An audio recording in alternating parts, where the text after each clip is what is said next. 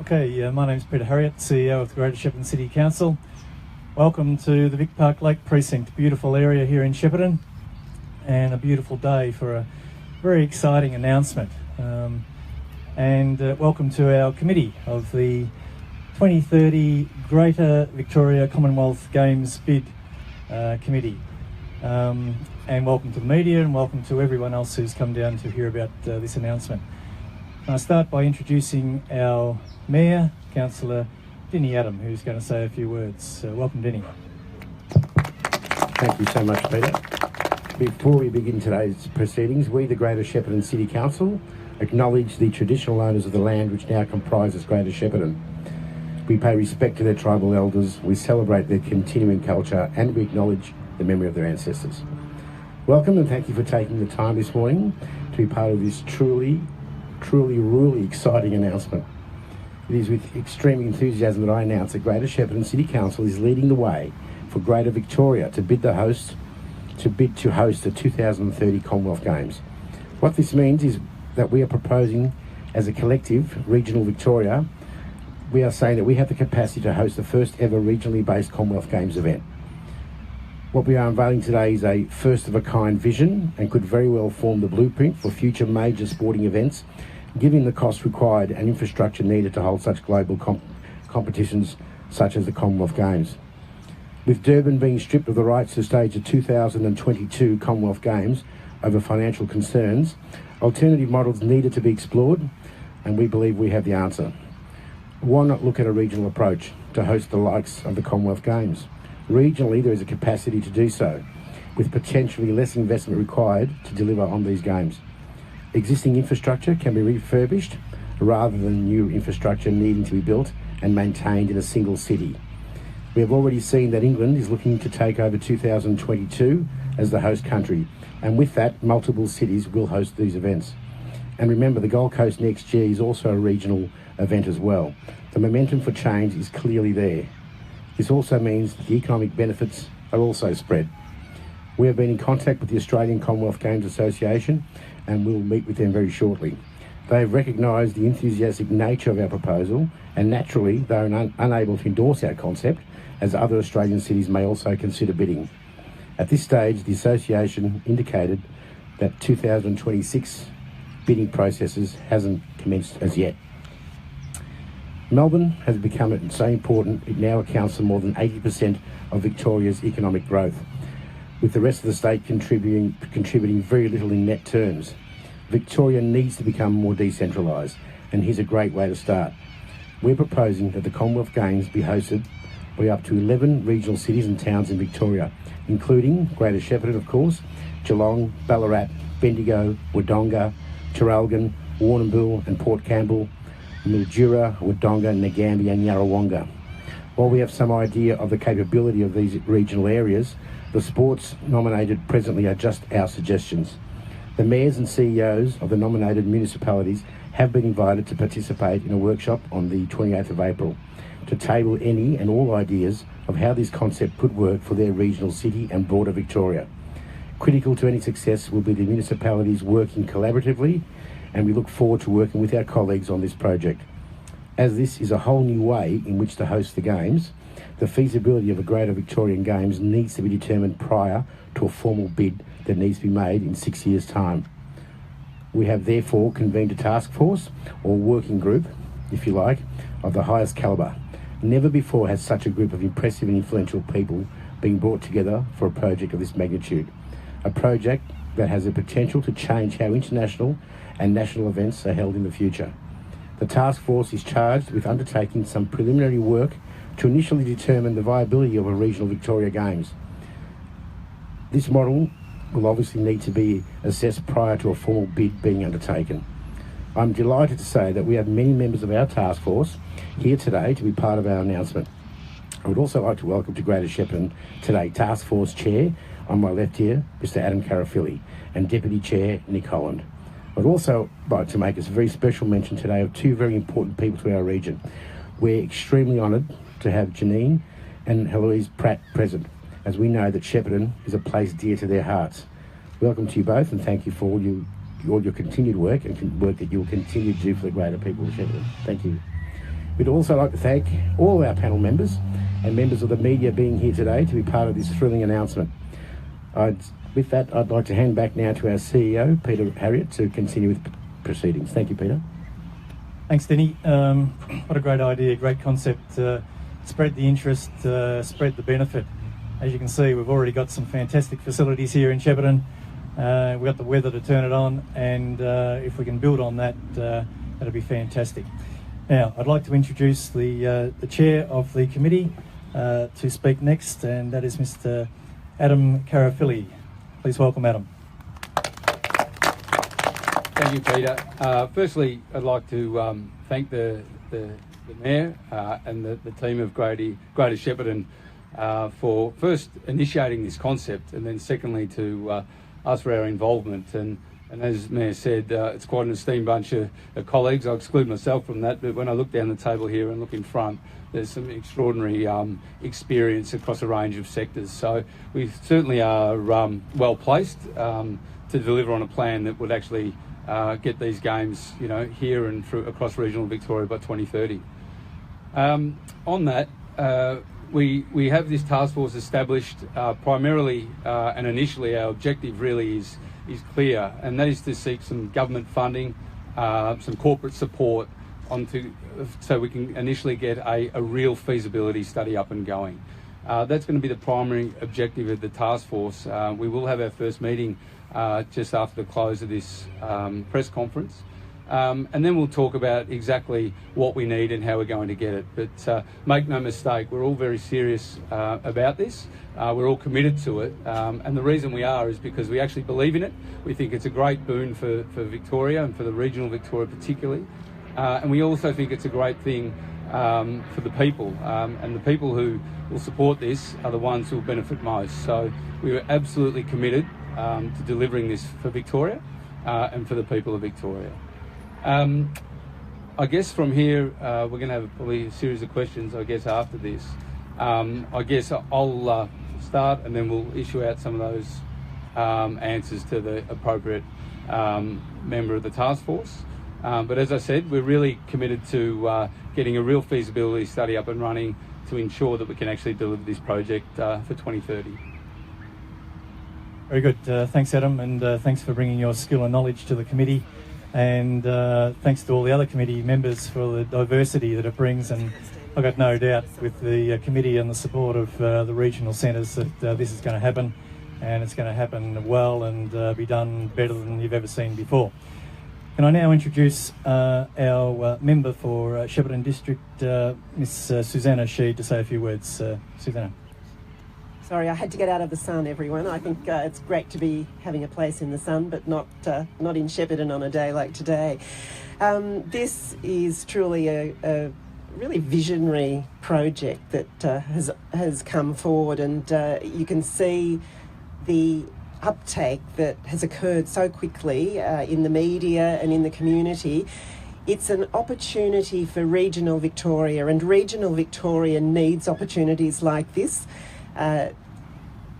Don't want to say anything negative, but this is really an opportunity to develop so many of our regions in so many ways, and there are many things that our cities need in terms of government investment, and an opportunity such as this gives a really strong reason to push forward that development. And we know there are so many reasons in our community to develop sport, recreation, facilities in our regions, and I think it's visionary, as I've said, and I congratulate everyone who's done so much work to progress this to this point. And great to see such a task force that's been put together of really competent people who will be able to take this forward, and certainly I think from my point of view, looking forward to supporting it as best I can. So thank you.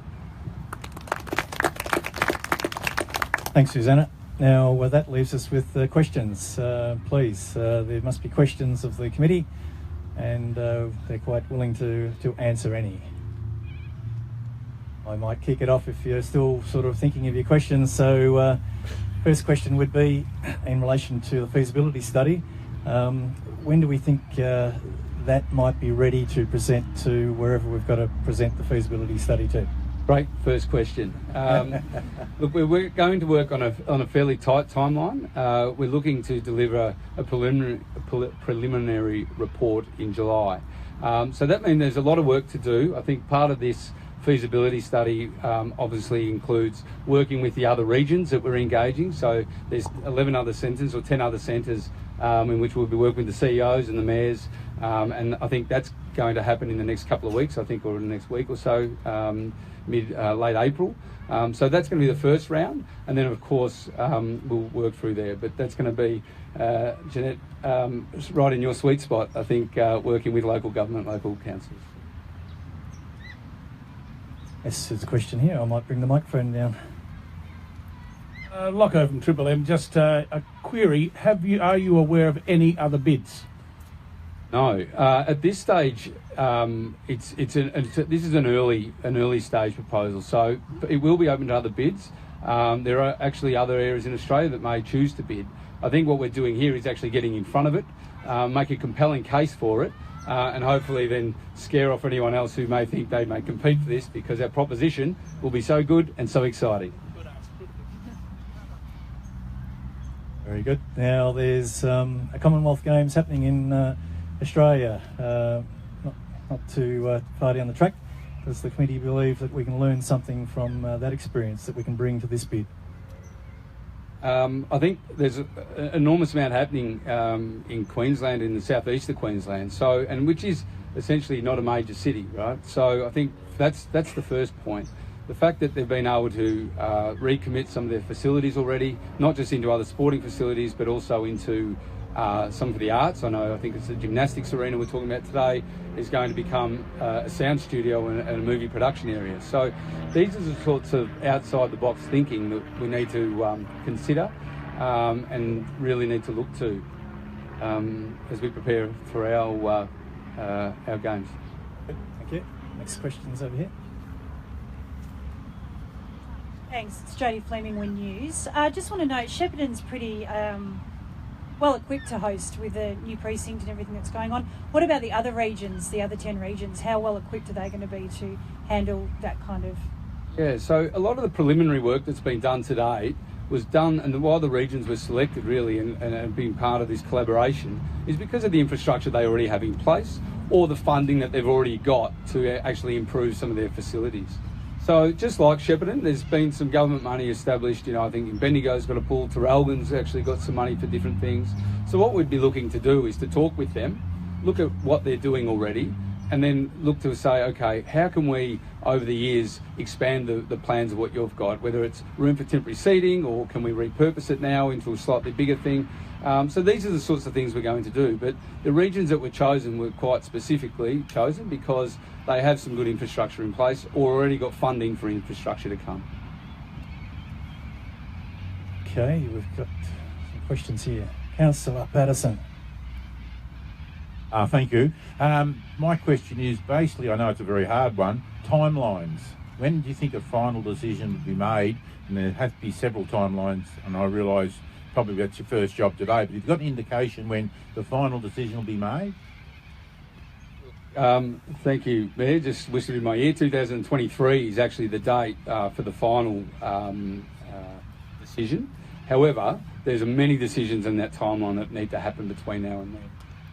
And obviously the immediate work, as I said earlier, the task force is to actually get a proper feasibility up and going. So I think lowering our eyes a little and looking at that as an immediate purpose is where we really need to focus, and then we'll absolutely build out from there. A lot of this is going to take some infrastructure, especially the logistics aspects. So we want to get to a point where we're really well developed rather quickly, so some of these bigger decisions can be made. G'day, Blake Johnson from 7 News. Do you have any idea how much this is going to cost? First question. Secondly, how do you get across the logistical nightmare of getting athletes between all the towns? That's a very good question. So firstly on the costs, we haven't actually got to a cost yet. I think that's going to be part of this feasibility study that we need to get to. I think when we're looking at costs, we're looking to minimise, and that's why we think this approach is one that suits that purpose, because we're going to places that already have infrastructure in place or where it's looking to be developed. I think the costs that come from security are one that we need to look at, because that seems to be the one that is quite big these days for holding these events, and so I think that's going to be a key focus of this task force. The other one is the logistics, and I think if we can solve some of these matters, these are solving matters that aren't just for athletes. These are solving matters that will help people move in and out of the regions for forever. And might help solve some of the social challenges that we face in housing and etc. So if we solve them once for this, I think we're going to be solving them for a long time to come. Okay, maybe one for John and Nick. You spent a lot of your time in your sporting career in metropolitan areas in large centres. How do you think the athletes are going to enjoy coming to a regional centre? Yeah, I've actually played an AFL game at the Shepparton Oval, and that's actually part of the regional challenge. So it's a facility that's at that A-grade standard. So as Adem said, it will be going to regional centres like Shepparton, like Ngambie, which has the rowing centre there that's held the Victorian championships and national championships. So that's a fantastic start. The second thing is that the Commonwealth Games and the Olympic Games need some disruption, because a lot of money is going into it, and there's probably not getting the commercial returns that cities want. This spreads the risks amongst 11 regional centres. It also spreads the benefits. So it will require the state government, the federal government, to have some vision to say, okay, we want to promote our regional centres, particularly regional Victoria, and build some infrastructure, not only leaving a legacy for sport, but also leaving a legacy for those regional communities. So I can see the athletes actually embracing it, the people of the regional centres embracing it and getting on board. And once the fans are on board, once the athletes are on board, you get the sponsors, you get the broadcast rights, you get people buying tickets. So it's a win-win for regional Victoria and for Victoria as a whole. John, did you want to add something about athletes coming to the region? I don't know how to back that up. But no, I'm speaking as a former athlete. We visit these regional areas, if it's not through training throughout the year, if it's not through small competitions developing before a big championship. So there's absolutely no reason why, with the correct planning, you can't set aside an opportunity for a big sporting event like the Commonwealth Games. And I was saying earlier today, there's an event that's held for the last 100 years in France called the Tour de France. Only a small event, and it basically showcases a lot of regional areas through France, and then it has impact not only whilst the event is on, but for a long time after the event runs through the town, and that's how a lot of these towns survive to exist. So I think it's great for Australia to be in the forefront of that, because the financial model that is the Commonwealth Games is clearly struggling, and we're seeing also in the Olympic model is struggling. So for Australia to be in the forefront of that globally, I think it's quite exciting. As a bike rider, I can relate to very late nights watching Tour de France, and it's a great promotional opportunity, there's no doubt about that. Andrew Lunn from Channel 9. Have you had a rough look at some of the other infrastructure upgrades that you'd need to do to get people there? I know the Shepparton rail line is sort of in pretty dire straits, so is Albury, Warrnambool, just that? I think honestly, when looking at this, those are the sorts of things that we'd love to help make the economic case for. I think people have been looking at these for different reasons over a long period of time. They're in badly need of an upgrade. If an event like this can actually help make the economic case to get these things done, then I think that's fantastic, and I think that will get us a long way to achieving our goals. Then probably one other thing to add to that we talked about before was often big cities, so like Melbourne or Sydney, forget things like transport and rail and housing. We have it. So for country towns and regional cities, something like this, is transformational. I think when we think about the planning, how we do this, those sorts of things are equally, if not more important than the sport itself, because of what it will mean for these towns. So I think when we're reviewing that sort of stuff, that's going to be number one priority. Where will the opening ceremony happen, and will you get Nikki Webster? We were going to make her come down from the sky this time. She's older, so we're going to go bigger with Nikki. This is going to be pretty hotly contested. I think, look, there's a stadium already that is big enough, I think, for this in regional Victoria, which is an obvious one, which is out in Geelong.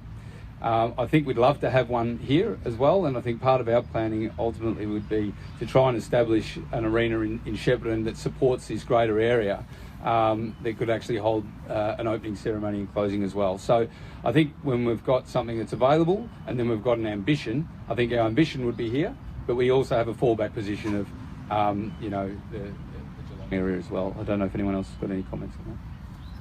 Tell you that I'll be advocating for it to be Shepparton and that we get the infrastructure spend happening here, because I mean we know that Bendigo, Ballarat, Geelong have got some fabulous facilities already. They've got 20 trains a day going each way. We've got 4 going each way, so we'll be really looking forward to those sort of economic benefits that might flow from a project like this, and we'll certainly be on that page all the time.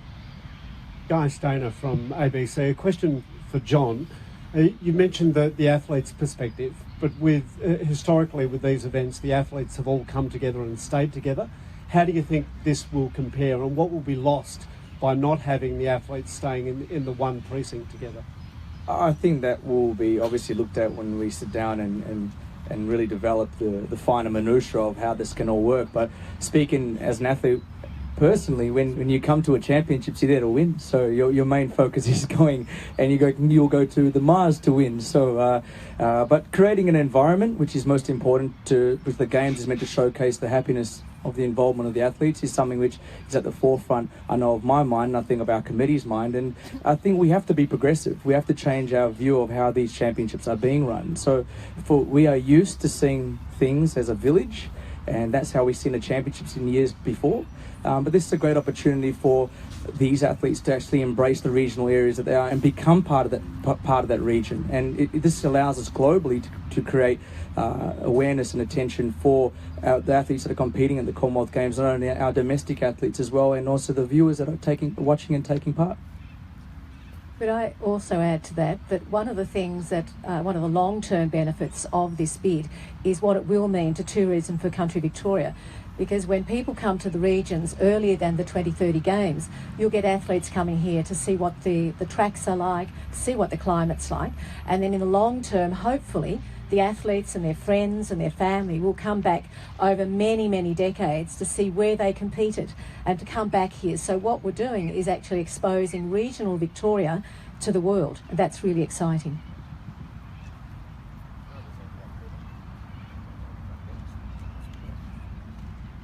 The fundamental aspect of this whole proposal is about bringing the games to the people, not the people to the games. That's happened traditionally. So just to reiterate John's comments, can you imagine the youth of rural towns and regional cities having world-class athletes actually competing in their hometown and having access to that? The inspiration that'll provide to future generations of athletes is something that should also be considered in this bid. Hi, Candice White from Channel 10. Just after a few stats, if you have any, what numbers have you crunched in terms of the... Hello? In terms of the economic benefit and the jobs that will be created, both in the building of new facilities and the tourism during the event? As I sort of said earlier, that's going to be the job of the task force really to develop those numbers. At this stage, it's a bit early to actually put some numbers down. As I said, we're going in with a cost focus and a value focus. So I think that's where we're starting, and that's what part of this plan has already built. But look, we will be putting down a plan and delivering some initial thoughts in a couple of months' time. So it's a bit too early to be speaking actual hard numbers at this point. Locko, Triple M again. Just a quick one. I just thought in regard to follow up to the other question. What about a mascot? Would it be a flying cow? Or... I mean, marketing needs a mascot. I think maybe we'll open to suggestions on that one. Maybe we can hold a competition. I think we've had a few events proposed as well. I think I heard this morning that maybe milking cows or something might make an event at the Commonwealth Games this time around too. So I'm sure we're going to get some more suggestions like that. All right, might finish off with a question to Mitch. Mitch, just talk to us about the marketing opportunity that this provides to regional Victoria, particularly Greater Shepparton. Yeah, thanks, Peter. I think foremost for us was I've worked with the Shepparton team on the Great Things Happen Here campaign for about 6 months now with Prue as well, and we've been part of the growth of this story, and that is really for us how this whole concept came about. It was about delivering on a brand ideal of what people define as great. And I think I did not realise, sorry Mayor, how many events are held in Shepparton of an international or national level across all age categories and all demographics. And not only in Shepparton, across Geelong, Bendigo, Ballarat, Nagambie, country towns that are bidding for international events and successfully holding them. One of them being the BMX World Cup, which Shepparton is currently bidding for, and of course is a Commonwealth Games sport. So I think for us, for many of us, from Melbourne, we have got to learn how significant an impact this will be. And to John's point, I think using the Tour de France example, and what we've seen even in the last couple of days where the US, Mexico and Canada are joining together for the World Cup bid, is this ability to be able to showcase entire regions to people that just would never see it before. So I think it's hard to, to measure that at this point of time, but I think this is going to be the test case that will be the blueprint moving forward. I just wanted to add, Heloise Pratt, Chair of the Pratt Foundation, I just wanted to add, whether this goes to the final stages or not, it's certainly shining a bright light on Shepparton and rural areas.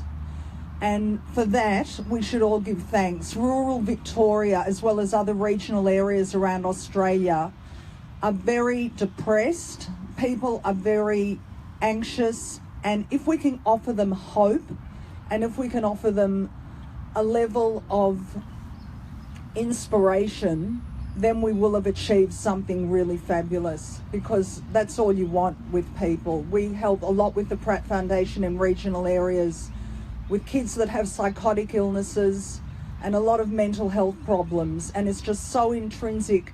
Community and sport go hand in hand, and I just think that, you know, if we can generate a community of people together, then we've done a great thing. Thanks, Heloise. Yes, that's a good note to finish on. It is an inspiration, and that's part of what this is all about, inspiring people to achieve great things. Committee's got a big task, but they're inspired to go and achieve it, and if we can all pull behind them and make it happen, it will happen. So would you join me one last time and thank this fantastic committee for coming together here today.